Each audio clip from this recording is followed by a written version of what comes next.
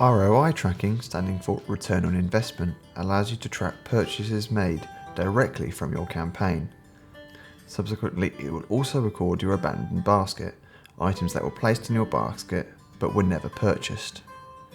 If you have ROI Tracker installed, you will be able to see your total revenue and your average spend. Let's take a look at a specific user.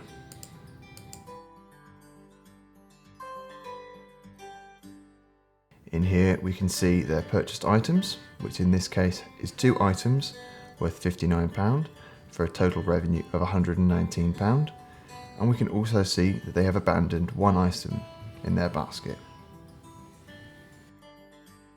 For further documentation on how to install your ROI tracker, head over to the Insight app, select Documentation and head over to the Developer portal.